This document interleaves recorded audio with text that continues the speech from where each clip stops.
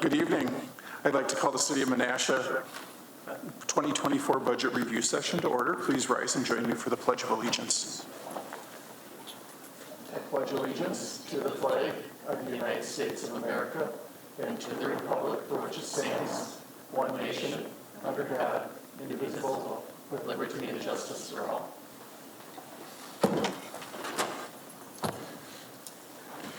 If we could have the roll, please.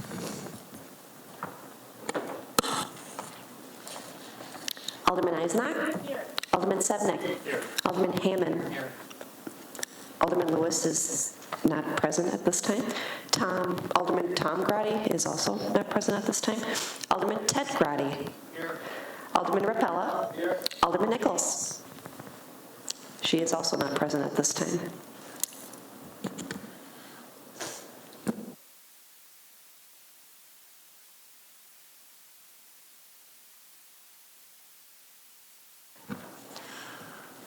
The first item on the agenda this evening is public comments on any matter listed on the agenda. Would you like to provide some comments? I'm here. Sandra DeVille Taylor, 545 Broad Street. I just basically make it a point to attend budget hearings because I feel as a taxpayer and a resident of the city of Menasha, I'm entitled to do this, and I can kind of ask for your help in recognizing that the economy and people are suffering. They're having a hard time managing their individual budgets, and the cost of living has dramatically increased. The school district budget is most likely going to be increasing due to the fact of the Maplewood School renovation.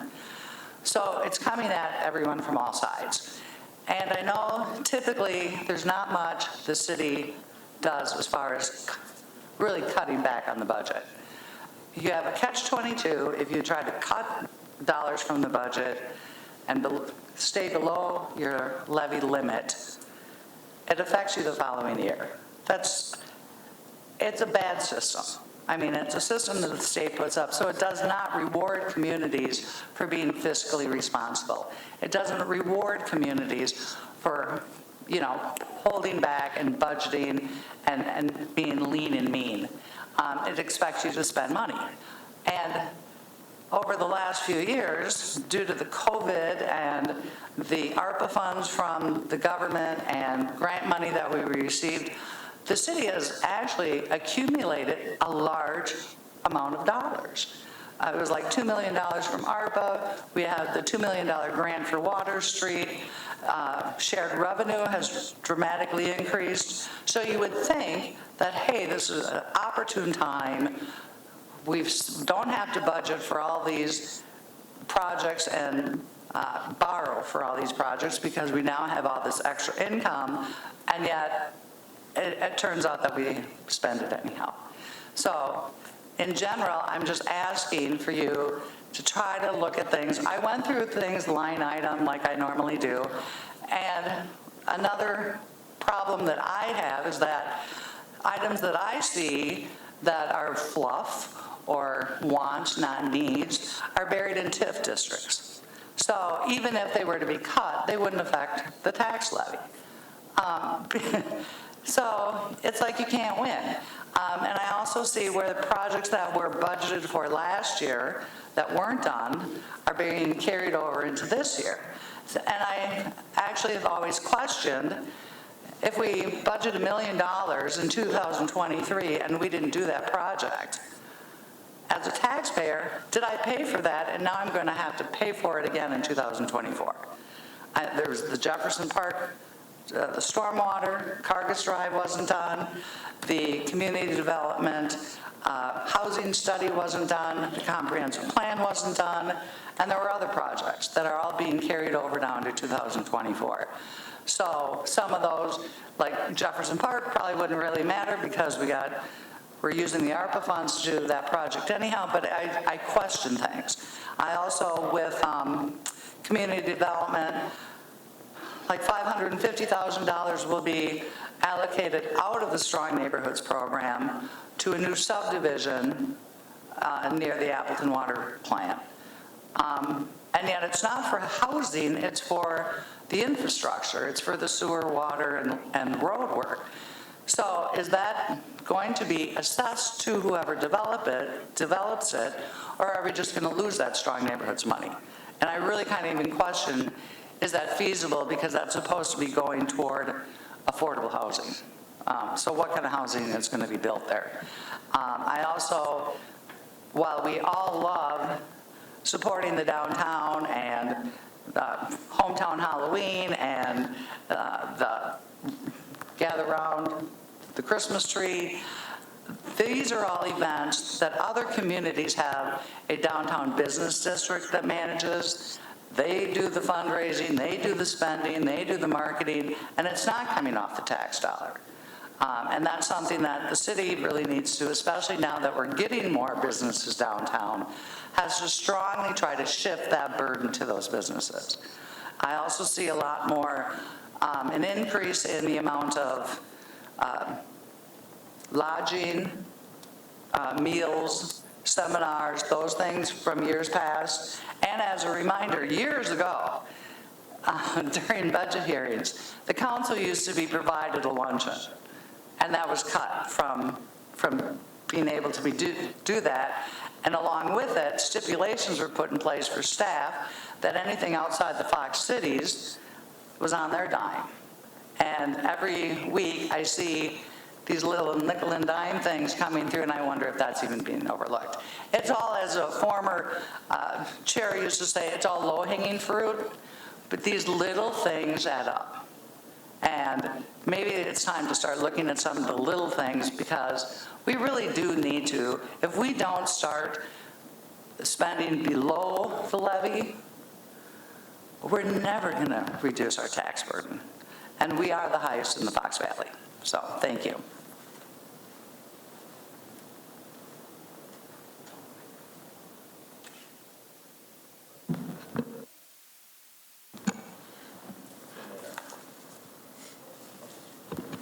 I just want to make sure our mics are working properly, because there seems to be clicking in the background. Yeah, I heard you say turning down the volume.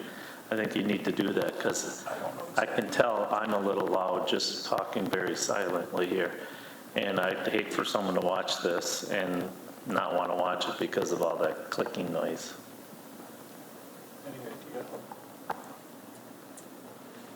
How's that? Let's see, that seems still a little loud. Is the clicking still there? Yeah. I've got it about halfway. If we see problems again, we can try again. So before we start this evening, I want to thank our department heads, especially Jennifer, for all the work she's done on the budget. This is a monumental task every year, and everyone spends a huge amount of time doing this. So thank you guys for putting together a budget and your help in making that done, making that happen. And also I wanted to share again, we live in a really beautiful community, and I want to make sure that we remember that as we're looking at the slides tonight. So I've tried to choose some photos that highlight our natural beauty and some of the cool things that are in Menasha. Aaron, I think we need to stop the meeting. Because Reset everything, because as you were talking, you were clicking so much, and I can imagine what it's going to be like on video. So we should recess and reset everything. we can try it and see if it works. Yeah. So I'd like to end the meeting with a recess at this point. I'd ask that we have a recess for 5 minutes to reset the computers and the video camera. Okay.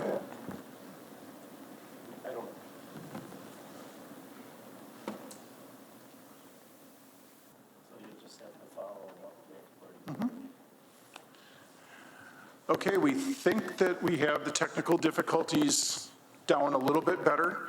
It still clicks a little bit, but it seems to be much better.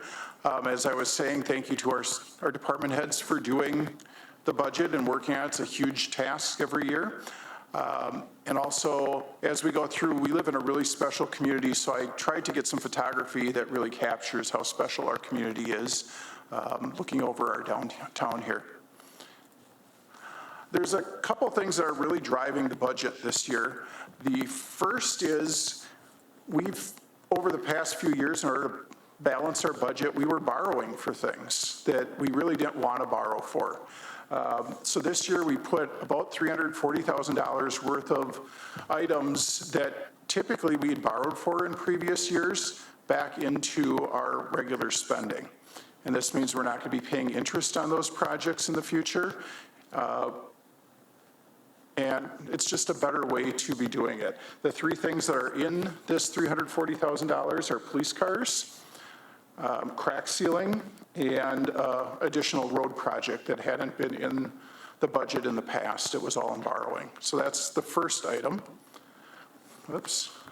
The second item is, as I've been saying, we've been borrowing more. So at some point, that comes back to bite you, and you need to start paying debt service on those and pay your payments every month. So there's about $130,000 this year in additional payments towards our debt service. You don't need to write all this stuff down. I can give you a copy of this once you're done, too. The equipment fund. Equipment is getting extremely expensive. Our fire truck is doubled, although that's not in here, but a lot of our street equipment is going up as well. And we've been spending down some of the surplus in that fund over the past couple years. So we added about $200,000 into all the lines that say 3950, Jen? 2950, which are, it says vehicle equipment rental. So that's your dump trucks, your lawnmowers, your city vehicles in general. And that is also there. And then Not being self-funded it is being self-funded as it always was. by adding additional funds to it is. So we charge X dollars per hour for each vehicle. And now that, if that was $1 before, it's $1.10 now per hour. So it's still self-funded the way it always had been. That's just kind of the round number if you add them all up. And then the salary study implementation as well. So those are the four big items that are in this budget that really drove the budget for the most part.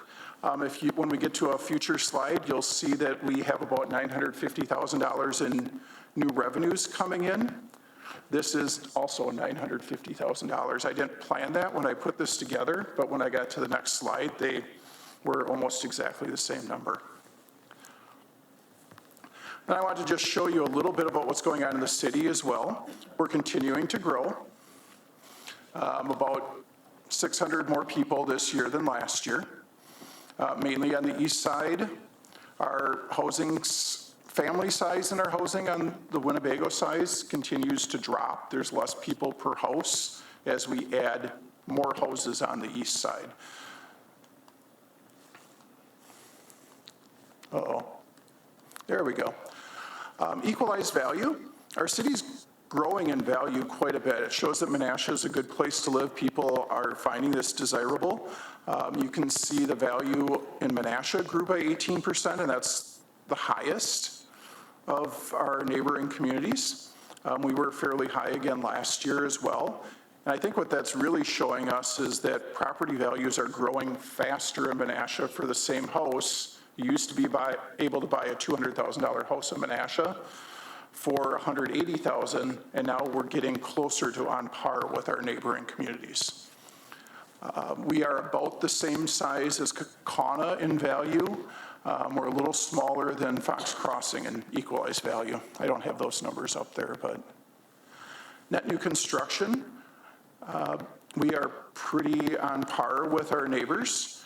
You look at Neenah, Menasha, Oshkosh, Appleton, and Kaukauna had a really good year. Last year, Kaukauna was not very good. So this number kind of bops up and down depending on if we get a big project someplace. This includes new construction both in and out of TIFs. Whoops. And last year we had a bunch of new people on the council. So this is a slide just the same as last year. If you want to decrease the budget, you can make a motion tonight. You can make it at the council meeting in 2 weeks. If you're going to make a major change in the way we operate, I would suggest you do it at at a review session so that the public knows that you want to make a major change. If you want to take $10 out of the paperclip fund, that's fine to do that at the council meeting night. You should ask for a specific amount and a specific line item so that department heads know what you want to change, rather than say, I want to take $20 off the community development budget, and then Sam takes out of paper clips and you wanted it to come out of lunches. We'd like the department heads here when you're making changes to their budget. And then the final one is we are $634 away from our levy limit. So you can increase the budget $634 if you want. If you want to increase it more than that, you'd have to subtract something else in order to add something.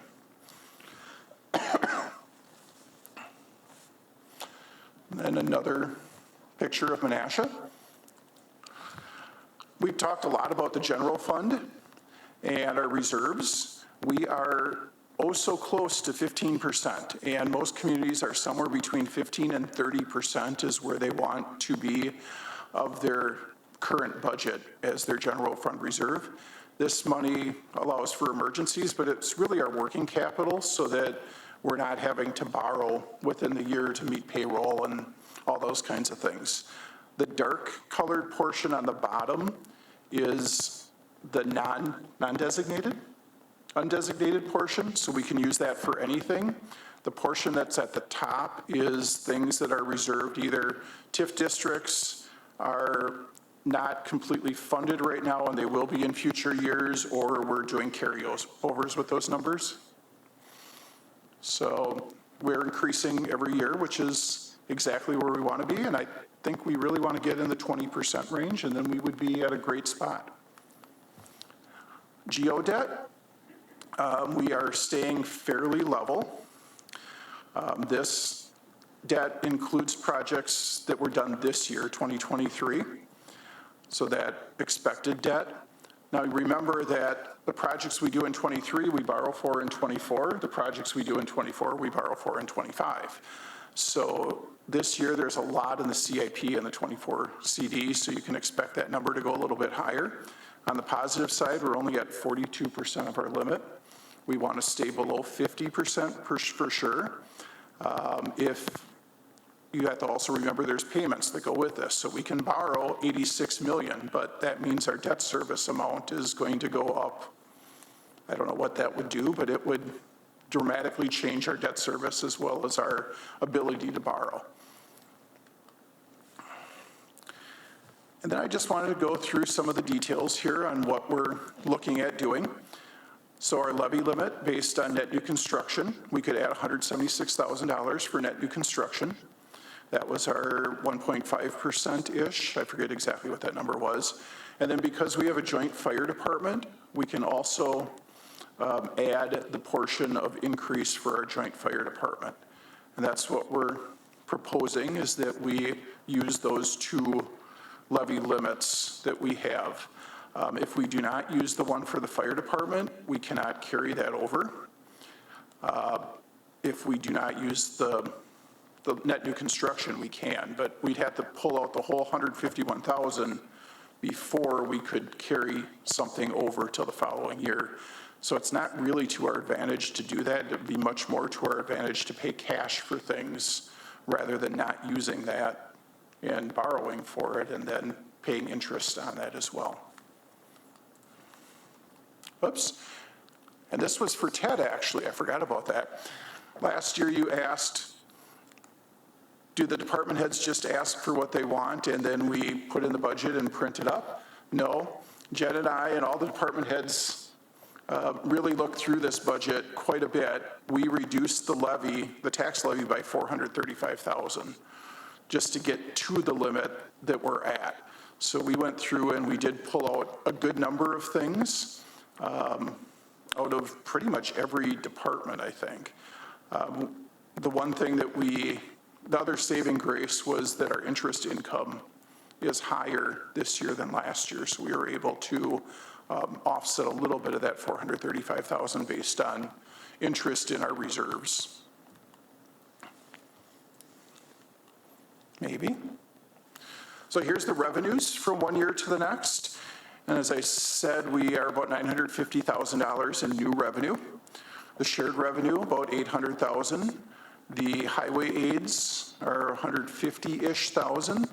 Payment for municipal services, that is our pilot basically for UW-Fox.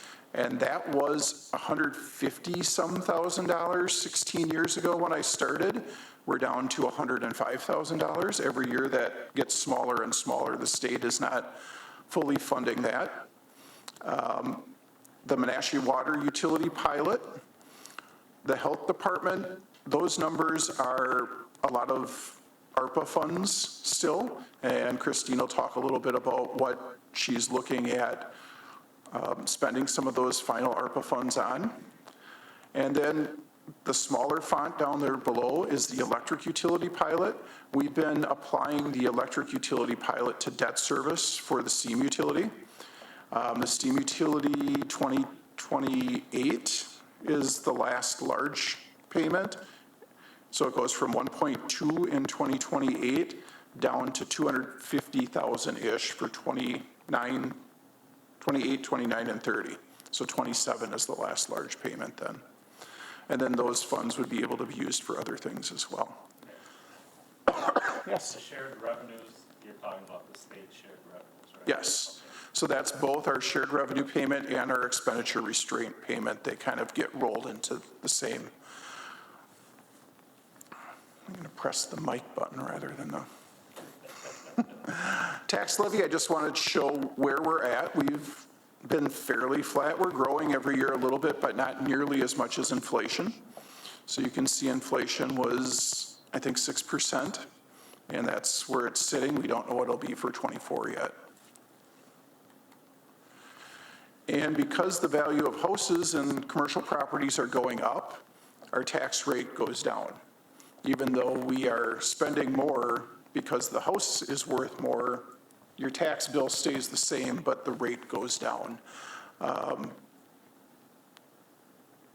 Houses are going up faster than commercial properties is the other issue. So as you look at commercial industrial properties aren't growing as fast as residential properties, so that continues to shift more of the taxes towards residential properties. These are our neighboring communities, and this is the equalized rates. Appleton and Neenah just did a reassessment, and if you remember last year, this chart looked pretty much the same on equalized rates. Neenah and Appleton were less than us. We were in the middle. Kaukauna and Oshkosh were higher than us. So equalized rates are based on the market value of your property. These are assessed rates. Assessed rates are based upon what the assessor says your property is worth. And if we don't adjust those every year, as market values go up, the assessed rates don't match the equalized rates anymore then. So Appleton and Neenah both last year, if you saw this, Appleton was at 9-something and Neenah was 875-ish. They were just above us. And Kaukauna was about where they were as well. You can see that Neenah and Appleton both had a reassessment, so therefore their rates went down pretty dramatically, but the values on their houses went up. Kaukauna did not have a reevaluation, but they also increased their levy quite substantially as well. So they are number one, both assessed and equalized. Oshkosh is even higher. Oshkosh also has an assessment ratio issue too. They're equalized and their assessed values are not real close. I also wanted to show you electric rates that we are substantially, us and Kaukauna are substantially lower than We Energy's communities. So you're saving $500-ish there a year. And we don't have the garbage or recycling fees that most of our neighbors have either. So you're saving some money there as well. So our rates, our assessed rates this year, we're looking at $889 and $891.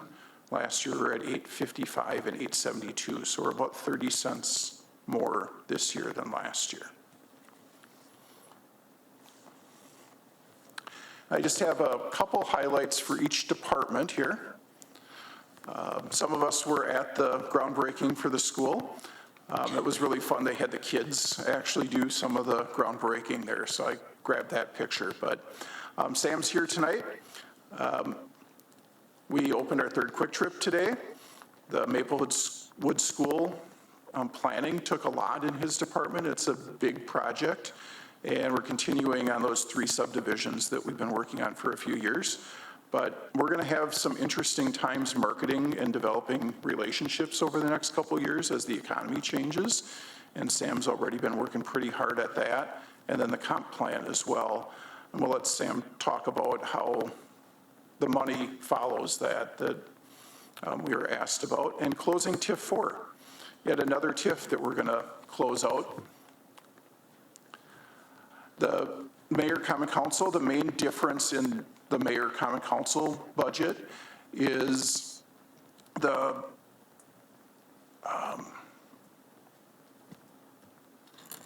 celebrations. What is it called? No, the civic commemorations budget. There is $10,000 in there to support the sesquicentennial. And there's also a fairly decent increase in fireworks just for inflation on fireworks. This was last year's fireworks. These are kind of the fun ones that float on the water. If you're down at the park. Public Works, we completed a couple big projects, the Bryn Underground Storm Sewer. We're really proud of our staff being able to do the concrete at Taco and Main. That was in really bad shape, and now it's in much better shape, and it was all done internally, so we basically paid for the concrete. And we started adding up grants, and we have secured over $1 million in grants this year. Underground Stormwater Grant, the Carbon Reduction Grant, which is going to do lighting on the east side of the city, our Stormwater Planning Grant, the Solar for Public Works, and a traffic signal grant for River and Washington Street. So that's not even including the $5 million for Racine Street that we'll be seeing in 24-25. We have a lot of street construction going on next year as well. $1 million in accessible streets, Grassy Meadows and Gosling areas. We have our regular street projects, which typically are about $1 million. Elizabeth, Kenwood, Lucerne, and Name-It. And then $3.8 million for Water Street. And then Cargus Drive, which is in the park. Cargus Drive was in last year's budget. It was listed in our borrowing. We didn't borrow for it because we didn't do it. So you didn't get taxed for it twice. It just gets moved to the borrowing for next year. And then we'll finish the solar project, hopefully at Public Works. That's out for bid. I think this week it just went out. I had to get one with a bike in the picture too. I don't know whose bike that was, but what? Oh, no, it's not mine. So we did receive a $100,000 grant to repave the trails through Jefferson Park as part of the Jefferson Park project. And we've seen a lot of increased use in our rec programs, our pool. And if you haven't been down to Jefferson Park, they began the site work for the playground. A good portion of the playground's here. It'll be put up next spring. We hope to finish the whole park next year. Some of it maybe with internal labor for some of the shelter work that Public Works may be able to do. We also have a Shepherd Park playground that will be going in next spring that was supposed to happen this year as well. And that, I think, is at Public Works along with the Jefferson Playground.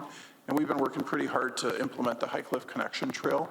The first segment of that looks like it'll be in Harrison, and then after that, they would like to connect from Harrison back to Menasha. We just got our new fire engine. For Neenah Menasha Fire Rescue, these trucks are becoming extremely expensive. The ladder truck is almost $2 million estimated. It used to be about $1 million. So another sign of inflation. We've hired 4 new firefighters, and we went from Firehouse record management system, now it's on 3 different software. It's interesting how things are supposed to get better rather than less confusing. It seems like more confusing. We did hire a new fire chief. He will be onboarded next year. I don't know if they've announced who it is yet, but okay. It's a conditional offer at this point. I'm not sure if he has completed the final background checks, but they have given a conditional offer. We're going to be remodeling portions of Station 35 that I think are original to that fire station back in the 70s, 80s. And we're working hard to maintain those response times as we keep growing and adding different facilities in our community. Public health has been busy even with COVID going away. They've still been extremely busy working on better systems for how they conduct business. The community health assessment looks at where our community, where the people that live in our community are lacking in healthy opportunities, you might say. So are there ways that we can ensure that they get access to health care, to exercise, healthy food, healthy mental health things? So we're working on completing that, and we'll also be working on one in the future that works with the whole Fox cities and the healthcare system. And we've worked on a safety program audit, and CIVMIC funds some of the costs of the safety equipment that they recommend that we use each year, and we do that every year. They're going to be initiating a strategic plan, though.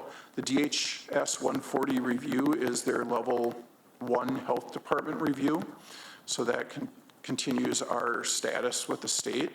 And we want to be more proactive and reach out to some of our newer food establishments, both restaurants and retail, to ensure that they are providing correct, safe food handling opportunities now that we have a lot of new people in the area. So we want to be proactive so we don't have salmonella or other food outbreaks from some of these people as they move forward. And Jen has been busy as well, even outside the budget. We're working on updating the website right now. Our website provider offers a free upgrade to our website. We found out that it was mainly they will help walk us through updating our website ourselves. And Valerie has been kind of leading the charge on that along with Haley. And we're pretty much ready to set up something to allow that to move forward probably around the first of the year. We've enhanced security network on our network. We've talked a little bit with Nina about some of the things they're doing in security as well. And the budget, we're still working on credit cards. Next year, we're going to have to do a reevaluation. We're at 80-ish% on our assessments right now, correct? 80-something? Okay.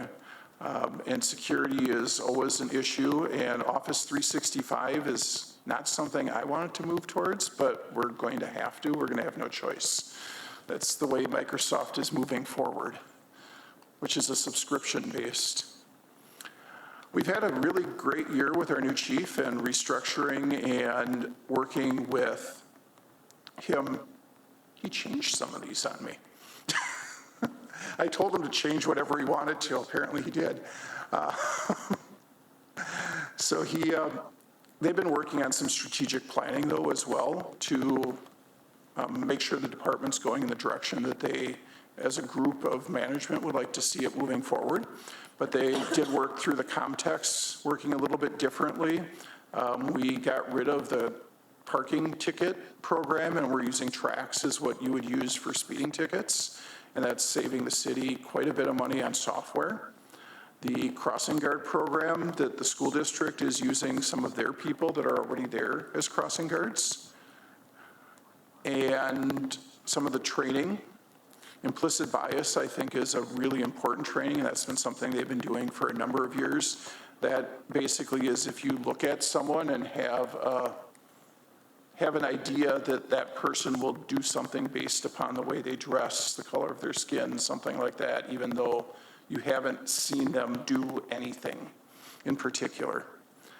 Hope to employ a new facility dog next year as well, and the wellness and the union contract. And Y-League is our accreditation system, and we think it's important that we show the community that we are doing things standard practice and maintaining that accreditation and doing things that are best practices.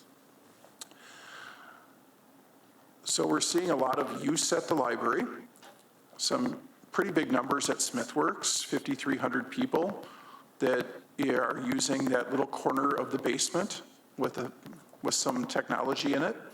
But I thought it was pretty interesting that we've seen that huge increase in new card applications too.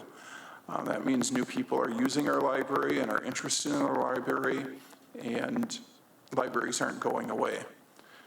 We are beginning fundraising for the new construction and renovations of the library to keep it relevant in the future and continue to develop that in-person programming, which we think is going to be the more important thing in the future rather than a book warehouse. It's those learning opportunities that we can have in the library.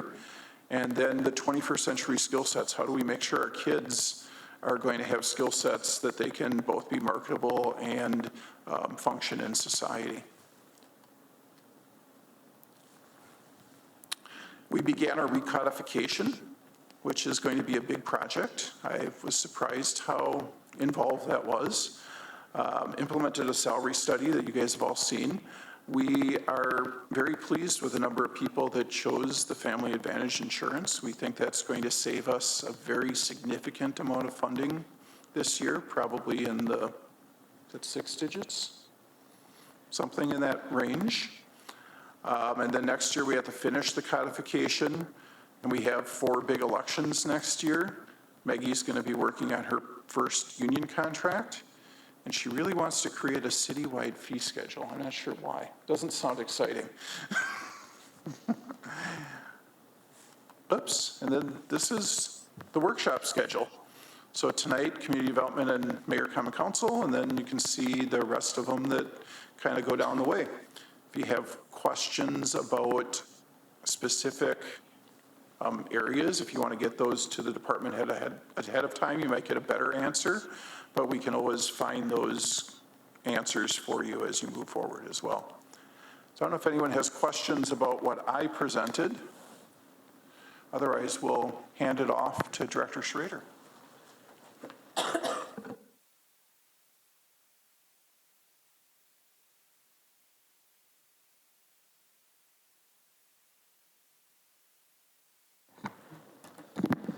All right, can you guys all hear me okay? Certainly. So I say this every year, to streamline this, please give us the page number you're on and the account number to make it. Otherwise, just so the public can see, this isn't a small budget. So, all right, thank you. Certainly. And so as I progress into my budget, I do have each page title with kind of the budget itself exactly. And then next to that does have the page number. The page number does correspond with the PDF, the digital PDF. And it's probably the same as the printed version, correct? Yes. So if you are looking in the actual book, it should be the same as well. So again, thank you for the mayor in going through a lot of kind of the development aspects to kind of start us off. Again, our kind of just to go through our department, we have myself, the director, Matt Larson, our principal planner, Christy Hine, associate planner, Allison Humsky is our in-house residential building inspector, housing specialist, Lori Falser is our code enforcement specialist, and Albert Kyland is our commercial building inspector and electrical inspector, and he is a contract service. So kind of going into the major accomplishments, again, the mayor touched on it a lot, but basically, again, implementation of the Strong Neighborhoods program, the continuation of construction of 3 subdivisions, Woodcrest Heights, Woodland Lakes Cottages, and Lake Park Heights First Edition. Again, these are roughly 130 new single-family lots. So hopefully we can continue to fill those, which would add to our net new construction and allow us to either maintain our tax rate in the future. And we're always looking at new subdivisions as well. Development projects, again, ongoing, the Brim construction, Bonta Lofts, Harbor Lofts, Lakeshore Ridge Condos, Lakeshore Ridge Apartments Phase 2, Tri-City Auto, Covantage Credit Union, Gold Cross, Quick Trip on Racine Street. The Earl Lithgow addition just had commenced. The Menasha Plaza redevelopment, or formerly referred to as Shopko Plaza, is underway and nearing completion. And then we did execute a development agreement between the RDA and CMK properties for the lot just north of Stone Toad. We continue to implement the EPA Brownfield Site Assessment Grant that was implemented a few years ago. We are hopeful that we can kind of provide a public update. I think we're pushing for something in December to be a little bit more formal from that regards. Water Street design and grant implementation, again, pretty major project that we were not expecting to get that grant. So working through that with the engineering consultant firm, and then again, bidding that project out and constructing next year. We were 5 months vacant on a principal planner position, so we're excited to have a new staff. Matt has done wonders in that job, and really kind of takes anything you throw at him and really dives into it, learns how to do it, and asks really good questions, and obviously so much more. Mayor, do you want me to stop as we go? Alderman Rapallo have a question? Yes, thank you. Just curious, where are those 3 subdivisions?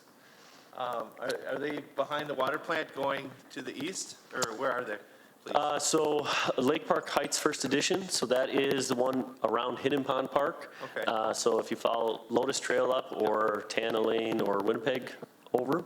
Woodland Lakes Cottages is the one just to the east of Kernan Avenue. So that'd be the full new subdivision throughout that area. And then Woodcrest Heights is just north of Gosling Way there, that 18, 19 lot subdivision. Gotcha. So there's, what? Well, I understand that, Sam. But I was just curious, so nothing, we have not yet connected that street behind the water plant going to the east? Correct. That's all I was curious about. Thank you very much. Yes. So in 2024, we're looking to continue the implementation of the Strong Neighborhoods Program. It was previously noted, we are looking to conduct a housing analysis following the recent developments, looking at future needs. That was, we had an RFP drafted this spring, and of course we had lost our principal planner, so kind of went to survival mode and had to push that off. But we are looking at basically implementing that, and if I jump down a few, and then using that housing analysis, housing study as part of the comprehensive plan update next year. So with that, the state also did come out with a large grant opportunity for new housing development projects. Part of that is we do have to have that housing element of our comprehensive plan updated within the past 5 years. So this will bring us into compliance of that. And then the other condition is that we do have to make some sort of ordinance modifications within our zoning code to basically spur additional housing development. It's very loosely written, but we do have several ideas from our previous comprehensive plan updates that we're looking at to hopefully bring forward this winter, this spring, for hopefully your approval. Work with the City of Appleton to acquire the water plant property. Again, the dynamic has certainly changed throughout that area. We are hopeful to meet early this winter after the budgets have been approved to sit down with the City of Appleton. They have also had some staff turnover, so looking at this from a new light. In addition, the market certainly has changed, so we are fully going to be looking at that project and the Strong Neighborhoods funds and how we can meet those affordability, or is it something that we could just come back and actually borrow for? This would be something, again, to acquire the Appleton water plant, we will have to bring that back to Common Council for discussion and for approval. Work with our regional partners to, again, clean up the borders. That would be ongoing, market and sale of available commercial properties, work towards the redevelopment of the Whiting Corridor. So we have, again, with that EPA funding, we have done a phase 1, phase 2, phase 2.5 environmental studies. So again, that takes question marks out of the picture. So when we are working with development, we are actively having those discussions with them that, hey, there isn't these concerns, or these are these concerns, that we can work through those details with them. So work towards further development of the Bonta and Gilbert properties, including the construction of Oak Street Extension and the continuation of the design of Lost Canal. I believe I would let the Parks Department or engineering kind of touch base on those further, but basically with those two projects, we do believe there's some discussions regarding the Gobi and understanding where the Menasha lock system is at in those discussions, I think is continuing those conversations forward. Again, implementing the revitalization of Water Street. So again, that construction of that street and corridor will commence next year. Continuing business retention and expansion visits. So again, this is kind of our department going in and doing touch points with businesses, understanding where they're at, how they're doing, and if they're looking to expand, making sure they stay here and retain those jobs. Continuation to advance the redevelopment of the downtown Menasha, municipal code updates, and as was previously noted, close TIF 4. So again, overview, we have code enforcement, building inspection, valley transit, community development, urban redevelopment, facade improvement, the CDBG revolving loan, housing programs, TIF funds 4 through, actually, I apologize, that should be 13. The redevelopment authority, the strong stormwater utility as it relates to community development, and the EPA brownfield grant. So again, these are all specific budgets that we will kind of just touch on as we go. Feel free to stop me at any point. So as kind of noted at the top, we do kind of have the budget as well as the page number. I do not have every line item on here, but I do have kind of those major items that make up that aspect.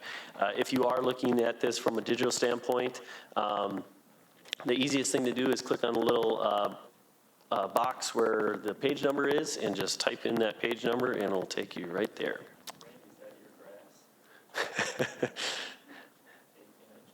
That wasn't in Menasha, that was stolen off of Google. So obviously the biggest items within the code enforcement are the wages. So again, just under the 51,000 and the continuing education. So no major changes there from previous year. Building inspections, major changes or items. We are continuing to review the delegation, our ordinance, commercial plumbing inspection, and third-party plan review. So right now, the state plan review on state plans for construction and commercial developments is actually about 6 to 8 weeks. So we are in conversations with a third party to potentially have not only an additional revenue source, but instead of having the state review that, they would review that potentially in about a 2-week period. They would also help us update that ordinance, so that is something that we potentially will be bringing back forward. Again, the CDBG stuff, we'll kind of touch on this, but it is kind of involved within the building inspections. Job duties is for the CDBG outsource. If you can recall, last year we did approve staff moving forward with a contract with Gabrielson and Associates. Unfortunately, by the time we got to the point where we had an actual agreement, they no longer could take on additional work.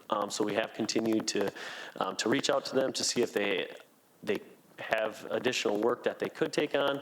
And as of recent, we are working with Habitat for Humanity, looking at potential long-term and short-term solution to have potentially them assist us in that program. Because again, we're both looking at how do we improve the housing stock within Menasha, and obviously the CDBG fund does have funding, so let's find the best way to get those dollars out.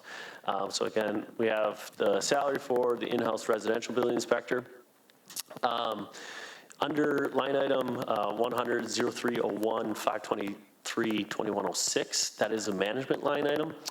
So this is $55,000. And I will kind of point out, because it has been discussed previously in past budgets about potentially cutting that to save revenues.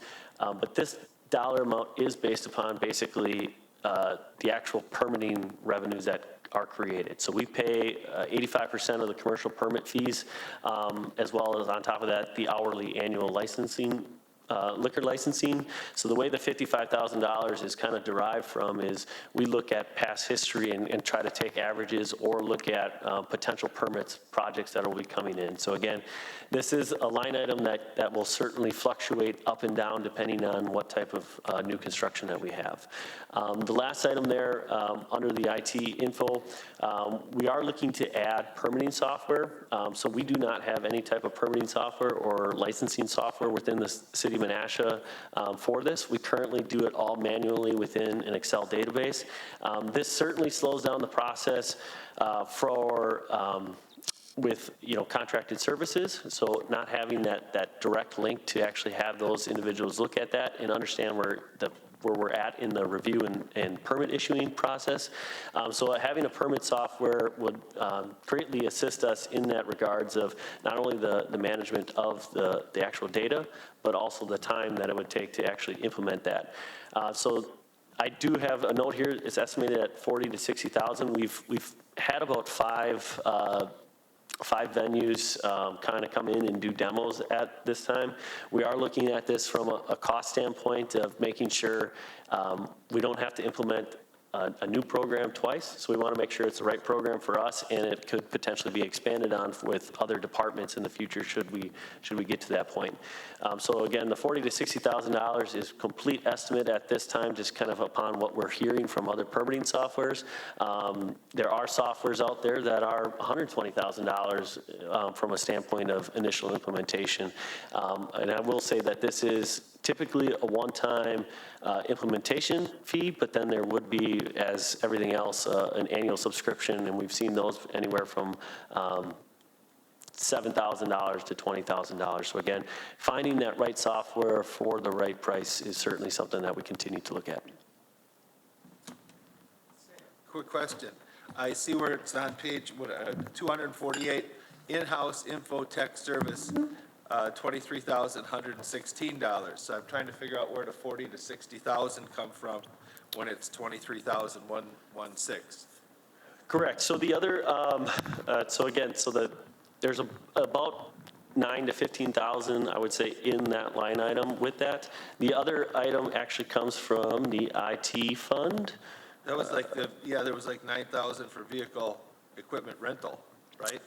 Yeah, so the other item, I believe, is kind of looked at within the actual IT fund. So the IT fund, and I don't know, maybe I could just let you chime in on this, but it is a completely separate fund, and I believe it's on page 171, under account specialized equipment, 743-0403, 513, 2404.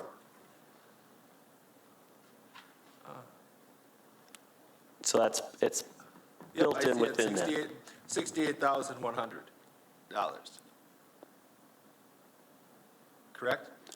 Are you on page 171? I was on page 170, but I saw the computer technology. 171. So it's roughly 230,000. So again, that number is a bulk number that's not just. Oh, the specialized equipment. Yeah, Okay. so that includes portions of this. And do you want to chime in on additionally on that? Yeah, right now, without knowing exactly the route we are going to take with the software and with the range of the potential cost, we allocated a portion to building inspection, and then the IT fund would have the balance of it, as well as the IT fund balance picking up kind of the remainder if we would get closer to that 60,000. And then how we may allocate that to different departments will just depend on the actual software and maybe what it can do. So we just have it in a few different places, just to be able to account for that unknown cost. But the most it would cost would be the 231. No, the 231,000 is in the IT budget. That is a number of global software subscriptions, if you will. So this is part of that number. Oh, okay. Yeah. So it could be more than 231 plus the 60. Got it. No, it wouldn't be more than that. It would be more than No, that. no. Okay. All right. Thank you. Yes. So part of the 60,000 is the line item, that 2106 on page 248. The other portion would fall under this, the specialized equipment fund within the IT fund. Again, I have it on strict orders that we cannot go under 60, and the over 60, and obviously the less that we can spend, the better, but we still want to make sure this is a good software, that we're not in 2 or 3 years finding out this is an awful system and we want to re-implement something. Sure. Alderman Sevenick? Thank you, Mayor. With software, though, there's always licensing fees down the road. So, I mean, have you projected those costs at all? Because those are the ones that really bother me. Correct. And that's what we are looking at. So again, a demo the other day from a permitting software, and just the annual fee beyond the initial was like $22,000. And that was one, and I said, that's not going to work for us. So we're going to look at something else. So again, we're aware that that's where all permitting software is going. Even the mayor had mentioned Microsoft 365. That's the subscription type base is where everything is going. But we still want to be very mindful of what we are getting for that dollar, and trying to be fiscally responsible with that. All right, so Valley Transit, page 252.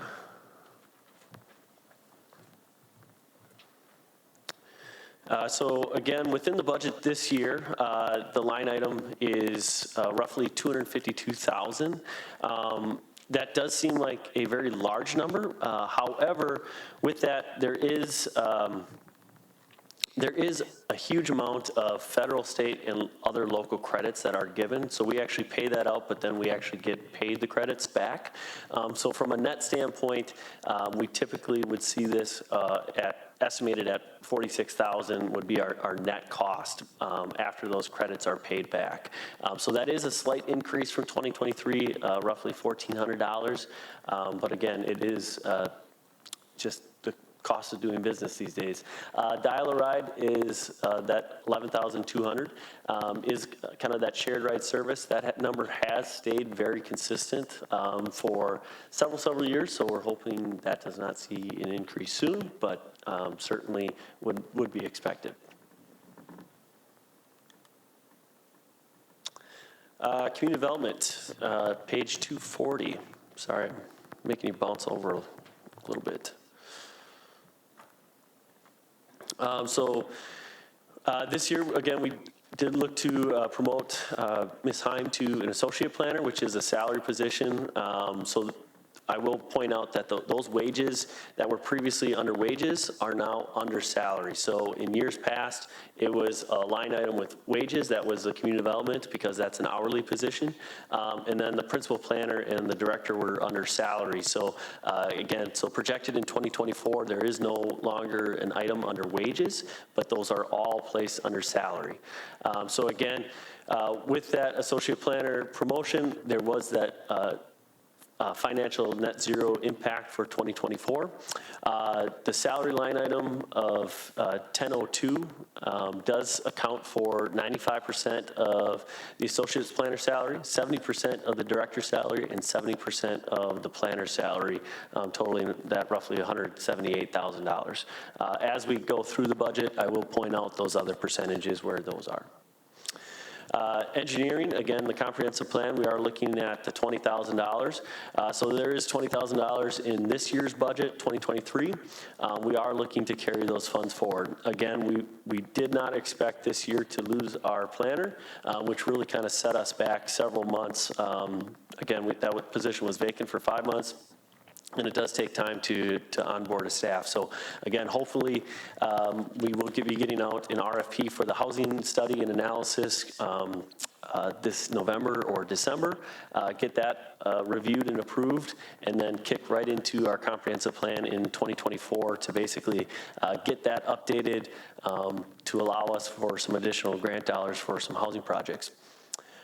Within line item 2110, marketing, again, this is stayed fairly consistent. So we have the $12,500 for marketing opportunities. We do specifically call out typically $1,000 for historical preservation.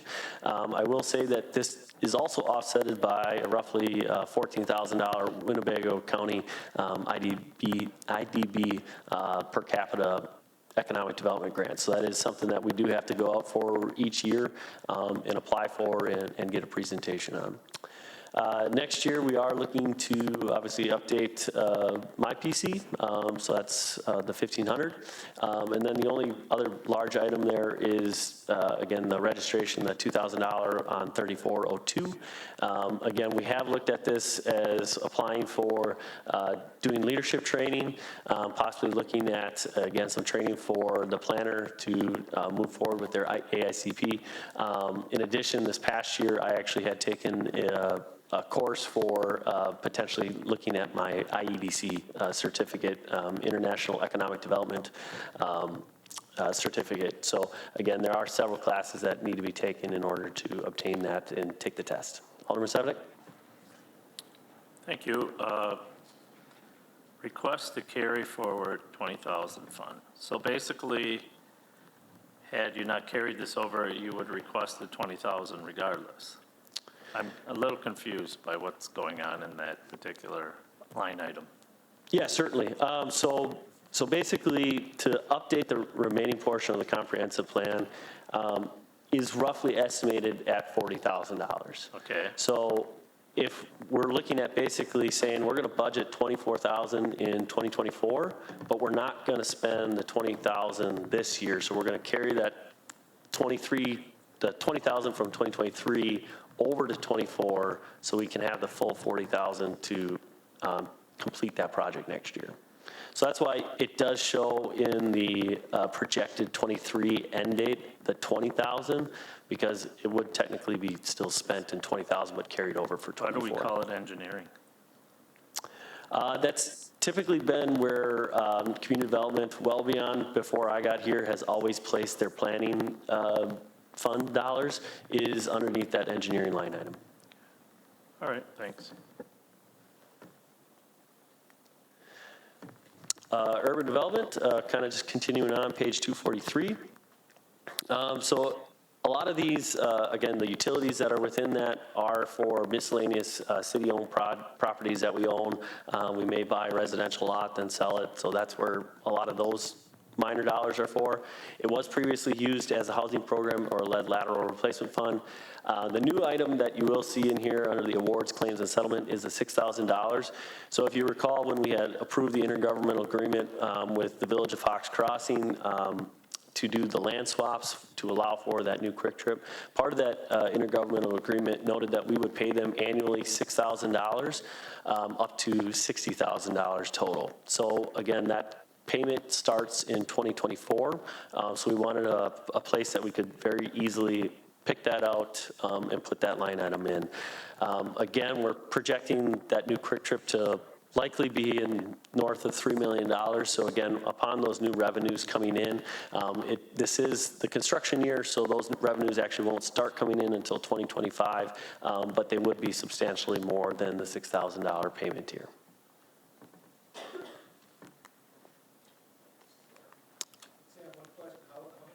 To pay the $6,000, I think you mentioned 60,000, so that would be for 10 years. Correct. Okay.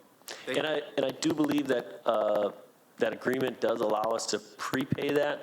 So that is something that we may consider in the coming years once we start to get that revenue in, if we want to take that route of prepayment or just to continue to pay that $6,000. Is there a discount to prepay? No, we did not negotiate that in. No, we missed that one. Okay, Yes. got it, thank you. So the facade improvement program, again, so some of these are special revenue funds, so they are actual, basically funds, if you will, sitting in another account. So these do not affect the levy. But basically, this fund is a completely separate fund that goes towards the historic facade renovation program. So the existing fund balance is just under $22,000. We have budgeted $10,000 every year, basically, since I have been here as a director. But basically, this is a grant up to, I think, $2,500. So we have not seen a whole lot of use out of this in the past couple of years. And again, so we are kind of discussing, do we revamp this program? Obviously, $2,500 in today goes much less than it did 5-10 years ago. Or 5,000 on a corner lot. Or 5,000 on a corner lot. I don't know if I was listening or not, but did you mention this is not a levy fund? Yes, I did. Okay. All right, so page 84, the CDBG revolving loan program. Again, special revenue fund, does not affect the levy. So again, this is a loan program that is implemented currently in-house. This is something that we are looking at trying to outsource. There would still be a lot of management that would need to be done, but basically they would take, any outsourcing would take a portion of the cost or the loan program to basically administer their administration costs. So we do have an existing fund balance of just under $500,000. So again, we would love to get this out. This is, again, a revolving loan program. It does go to low to moderate income folks. And there is quite a substantial process similar to any federal grant that we would have to implement. Again, the outbalance, so the funding that we actually have out in the community is still well over $1.1 million. So again, there's great amount of dollars in the program that is revolving, that gets paid back either upon the sale of a house, the death of a family member, but we do oftentimes lose them if it goes under foreclosure or something, because there are loans out there that have been out there since the 1980s. Strong Neighborhoods Menasha program, so this again, special revenue fund. Each year we budget $1,500 for marketing of the materials. So again, last year I think we sent out roughly 200 postcards to properties that I think were assessed under 150,000 to again try to drum up additional interest there. We do kind of budget that one line item, I think it's 650,000. So we do have roughly 300,000 that we're kind of earmarking for the actual Strong Neighborhoods program. So I did kind of take a look back today. So last year we actually did not spend a whole lot. There was roughly about 56,000 that was spent down. But years then prior were about 200,000. So we are on kind of that track for about 250,000 this year.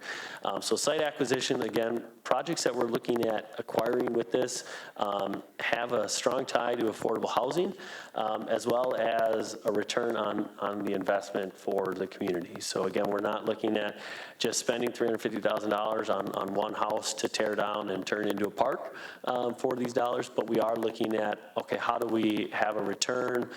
Is it something that we can buy a property and actually have funds go back into the project or the program? But the existing fund balance is, again, just under the $800,000 there.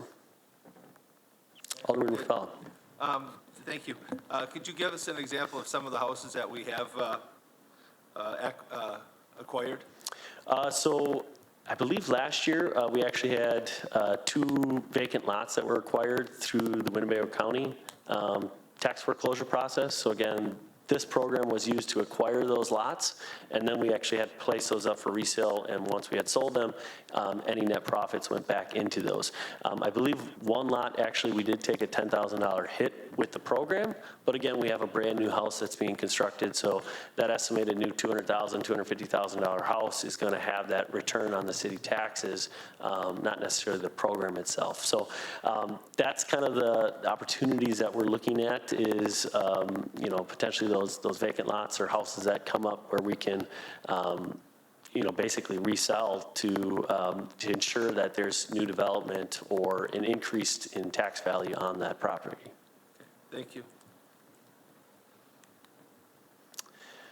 So kind of getting into TIFs, so TIF 4, and these will start at page 51, and then they just kind of continue to go down as we go. So this is page 51. So the statutory closing of TIF 4 is actually May 19th of next year. So with that, looking at the existing fund balance, we would look to have a closing resolution in front of the Common Council between that April 15th and May 19th date.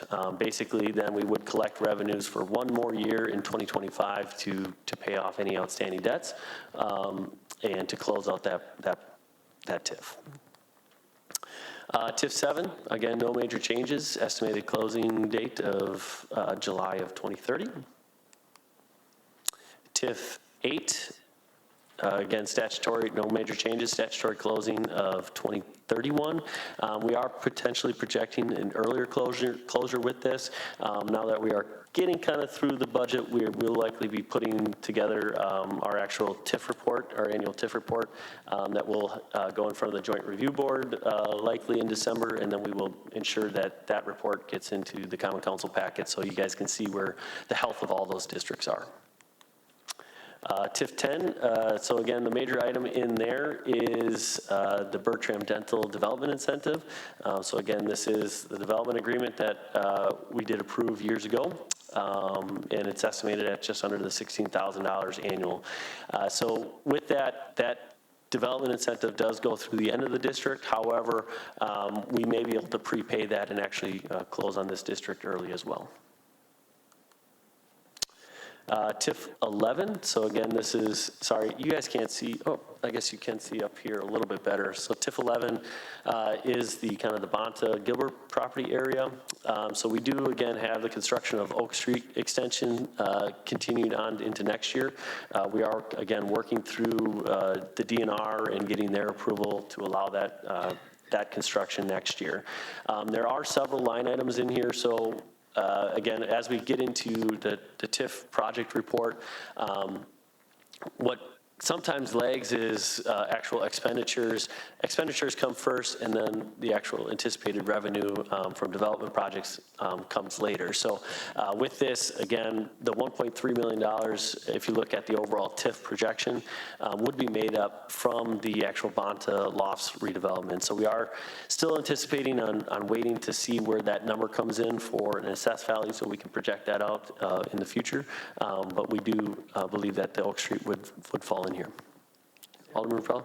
Certainly. Have we had any luck, or has there been any development with the Gilbert site? Have they found anything to move into that land, or is that a bad time to ask that? Oh, no, never a bad time to ask. So we have brought several developers through that property to look at that. I think they all continue to look at the market, the housing analysis, existing projects that are being added to the market, both, you know, in the region, the city of Neenah and the city of Menasha, how those fill up, and, you know, continuously kind of having those conversations. You know, the mayor, I think even just last week had noted, you know, you keep bringing these really good developers and you seem really excited about them, and then again, we don't really hear anything back from them. I don't think it's anything that we're doing wrong. Interest rates certainly have climbed, cost of construction has climbed, cost of labor has climbed. So they're really looking at these projects very, very tightly, even tighter than they did before, trying to make those work. So again, this is something, development site that we continue to push. We are working with the development of the Nicolay School. So the Nicolay School did sell this late summer. And they're trying to figure out what they exactly want to do and to fill that gap there. That project is not within this TIF.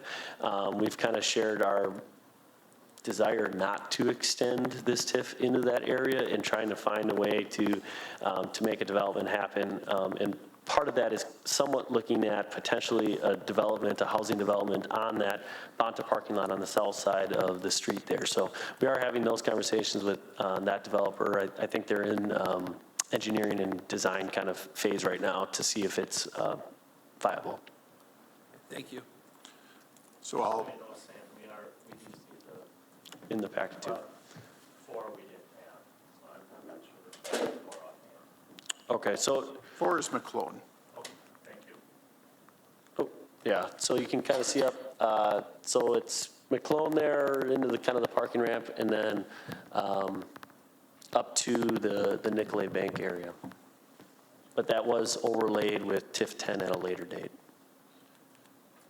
So I guess I just want to comment on your comment about developers, and Sam has brought in a lot of very large developers from other parts of the state that have had a lot of interest in Menasha. The projects aren't quite there yet, but developing these relationships is going to serve us well in the future. It might take 2 or 3 years before the economy changes again, but having these relationships with these people is a huge thing. When the economy does change, they're going to hopefully come back and say, hey, I had a great tour of Menasha, and Sam does keep up with a lot of them as well.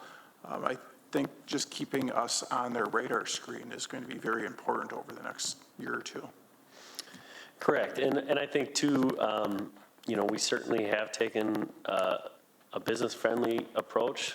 So again, we want to be partners with them, and we have seen that those comments come back. Even though we're not interested in a project at this time, we really appreciate, the tour, keeping us in the loop of if there's any changes, and continuing in that regards. So moving on, TIF 12, so this is kind of the Lake Park area, Lake Park Villas. So again, this TIF does account for 10% of the director's salary, 5% of the planner's salary. We do have the marketing dollars in there, so there's $6,000 for the Fox Cities Regional Partnership. So there's a total of $12,000. The other $6,000, I believe, is in TIF 13. Yep, TIF 13 next.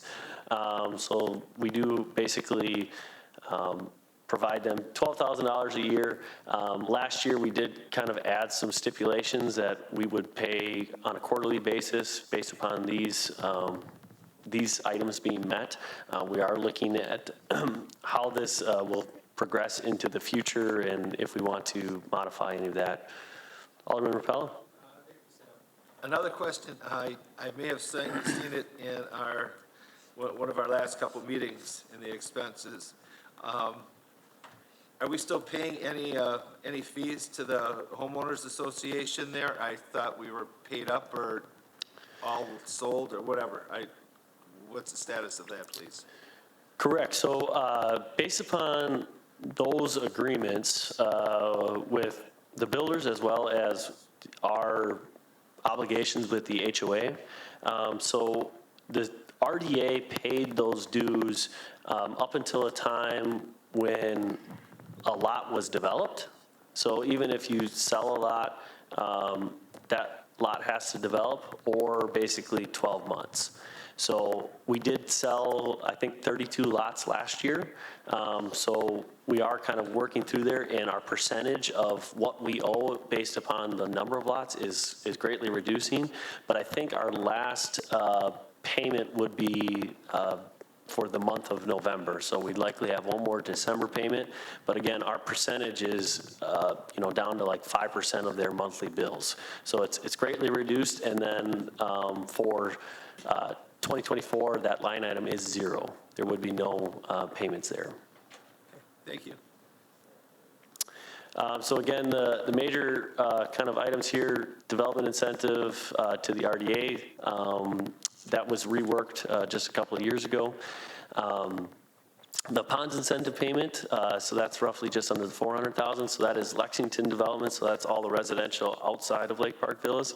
I believe this would be the last year of that payment as well. So that would meet our obligations towards Lexington payments on that.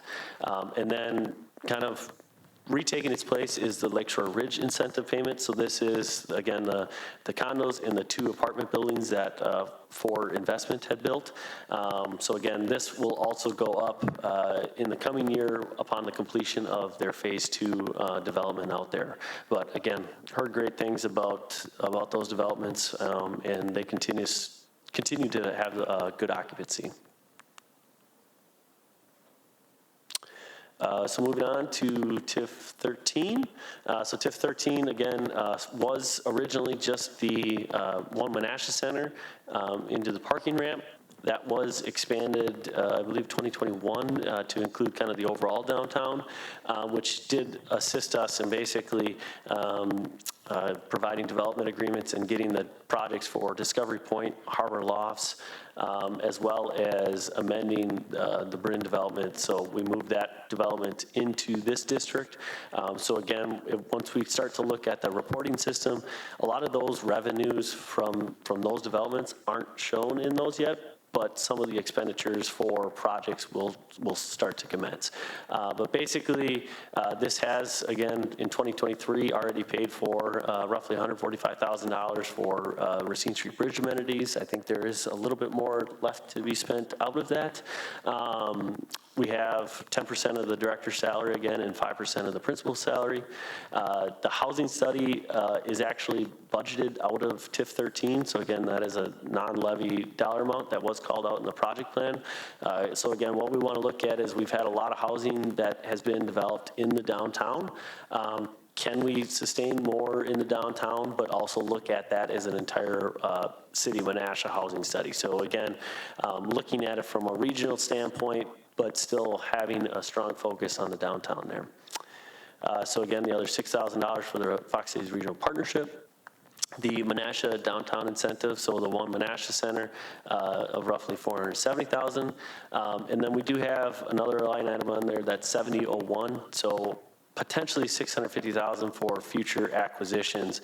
I do note directly on here, this would not happen unless, again, we would get future council approval. So again, earmarking some dollars to potentially look at potentially acquiring some key properties to spur a little extra development or move development along a little bit quicker. But again, those would not happen unless we would obtain council approval. So again, those are not dollars that we're just going to go out and spend or purchase projects with. So the redevelopment authority, so again, this is kind of noting where Alderman Rapella was kind of touching on earlier. So we do have, again, $30,000 in there for continuing investigation and planning efforts. There will be no HOA fee annual dues next year. And also there will be $0 for that sale of land line item, the 7401. So that previously we had allocated costs. We looked at this from an asset standpoint. So we had allocated costs against certain lots.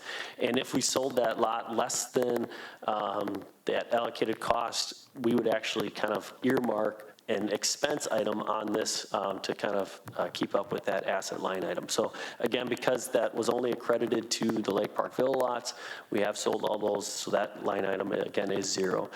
The redevelopment authority, we did approve the budget at their last meeting on the start of October. And with that, if any of you are interested, we do annually, over the last several years, have projected out their future revenues and expenditures to try and keep them in line with where they can go as well. So that is within that last RDA packet.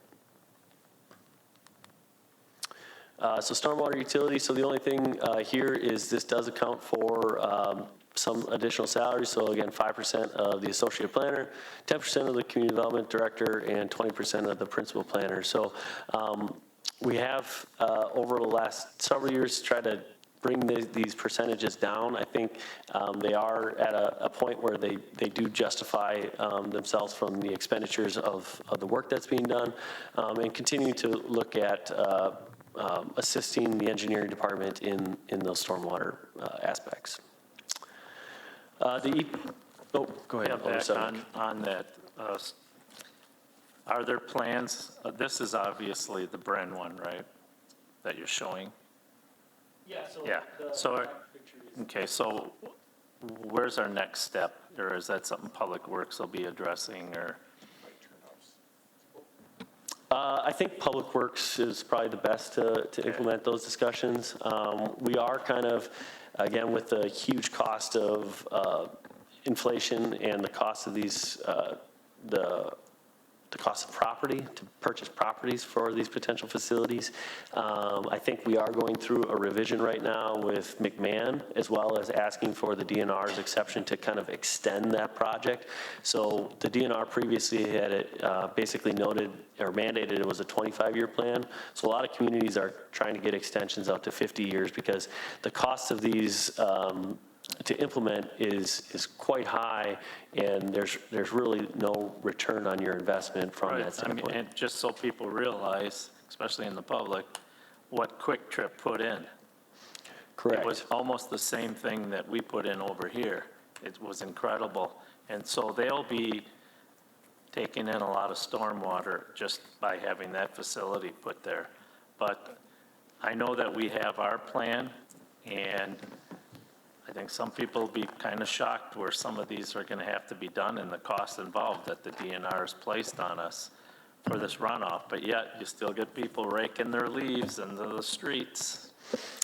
Correct, and that's part of a lot of that educational component that goes along with these things. We are mandated to educate the public on those best practices because every bit does count, and we are mandated by the DNR to basically get us down to a certain percentage of phosphorus removal. So again, it is what makes the lakes green, and so I think we all do need to do our part, but certainly from an urban municipality standpoint, it's a pretty large cost and will not get us all the way there.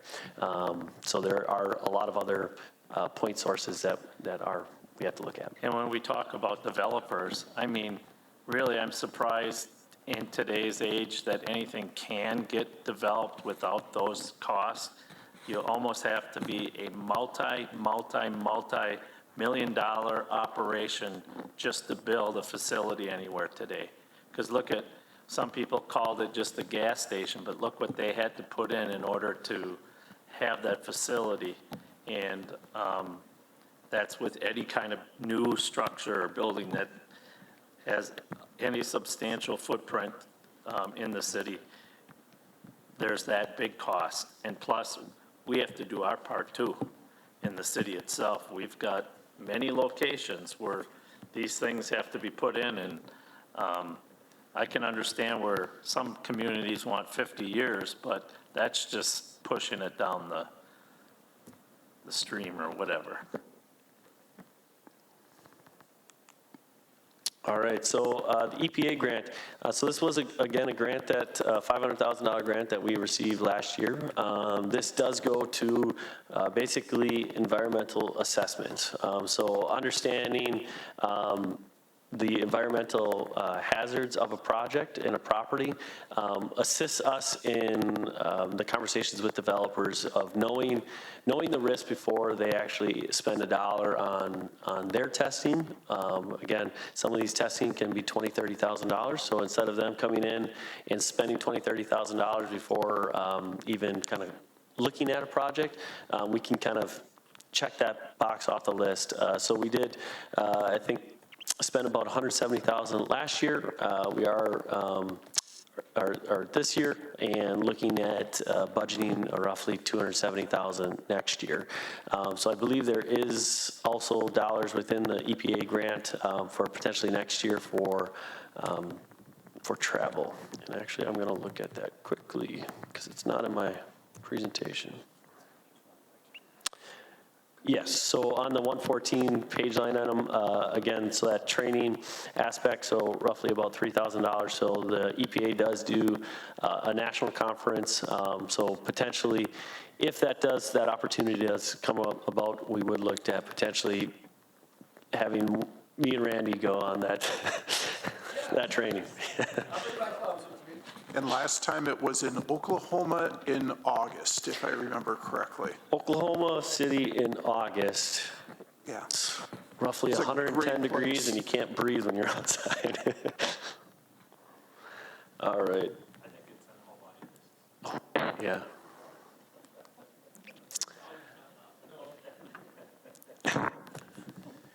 So again, kind of getting down to the end of my presentation, but again, kind of just looking at the laundry list of potential projects that we are kind of always in conversations with, always kind of working. The Bryn completion, the Water Street revitalization, redevelopment, Oak Street development, the Whiting Paper Mill redevelopment and investigation, the Becker Electric redevelopment. For those that don't know, that site did sell this summer. So again, working with them in finding a good use and improvement of that area. The Nicolay School site redevelopment, Oneida Street retail development, The Maplewood Middle School, again, should be starting construction this fall. Additional subdivision growth, again, single and potentially some two-family. Lawson Canal and Oak Street Extension, Oak Street's in there twice. Gilbert Bonta redevelopment sites, commercial development along the Lake Park area, Shopko area redevelopment, and trail connectivity. So again, one of the things with community development is everything we do in this city has a potential impact on economic growth. So whether it be a trail system, a street, how that's designed, how that's constructed, the businesses that are involved within that. So community development oftentimes does get heavily involved with a lot of those different projects, and sometimes can take the lead depending on where we are with workload. So again, from a trail connective standpoint, we are working on a High Cliff trail connection, as the mayor alluded to earlier, the Water Street connection, as well as continuing east side connections through the Kernan Ave area. Yeah, exactly. No, what it could be again. Questions?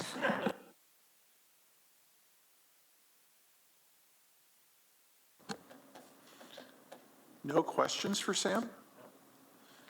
Okay. We just have a couple things. I forgot to make a PowerPoint for the other item. So we'll just kind of go through the book here, and I can highlight some of the things. On page 179, 180 is the Common Council budget. We did look at potentially buying new camera system, new microphones, changing the way that we would record the meetings. We think between the $8,000 that we budget every year on page 180 for recording fees and the microphones, the additional money there, that we could do something different if we so desired. So we'll be looking into that a little bit further. We also did move the entire cost of the city calendar into the Common Council budget. It used to be divided partially between recycling and partially between the city council. We did still leave the stickers in the recycling sanitation budget, but the entire calendar is in the city council budget. Doesn't, you could if you wanted to. It's all a general fund expenditure, and we had kind of apportioned it out to different departments in the past, and it led to, well, why should I pay 10%? I'm only getting 6%, and so we just put it all in one spot. It made life easier. Well, we could have put it all in one other department too, but, so that's why we moved it there. Additional microphones, if we so desired to do that, was a pretty big chunk of money, $2,400. Our league dues stayed the same as normal. We did budget for one person to go to the league conference, both a registration and lodging.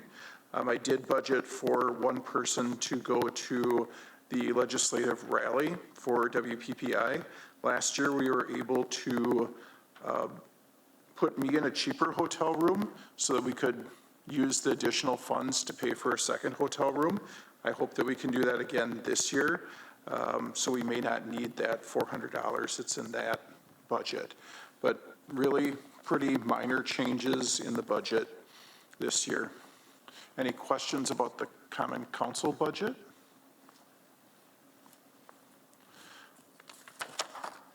The mayor budget has the new salary for the mayor in it. It is budgeting for a employee spouse health plan next year. It is also budgeting, we have budgeted for electronics recycling events in the mayor's budget. You bet. We have budgeted for 2 electronics recycling events in the mayor's budget. I'm not sure why it landed there originally, but it's been there. So that's what that $500 is. That's nothing new.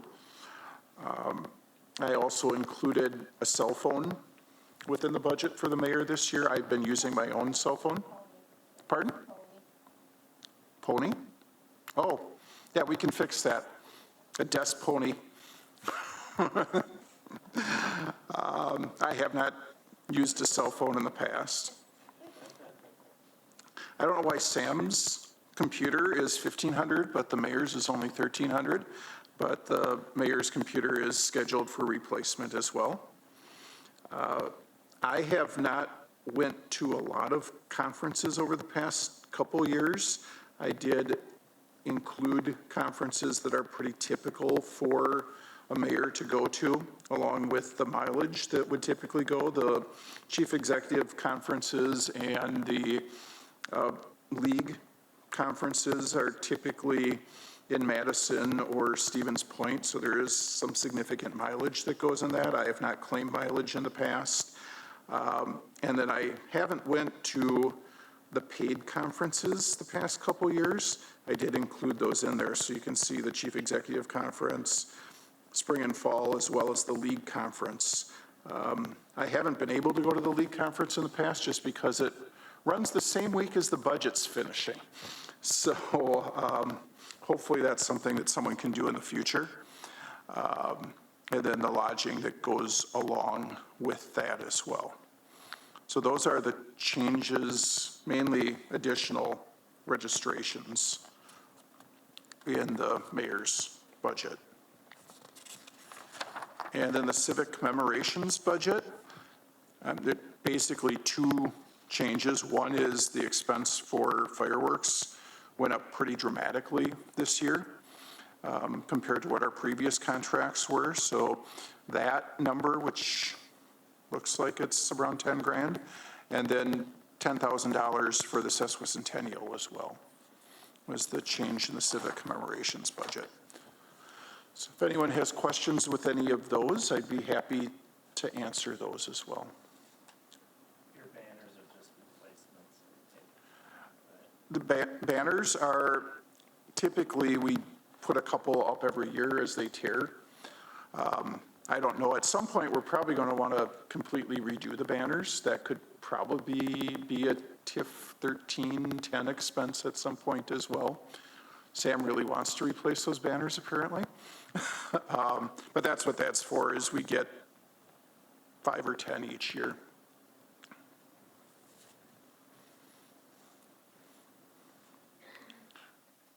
Those are the easiest three budgets to work on compared to what everyone else has. Any other questions? Anyone think of any more questions for Sam while we were sitting here? He's here. If not, I'd accept a motion to adjourn. So motion and a second. All those in favor? Aye. We are adjourned. Thank you.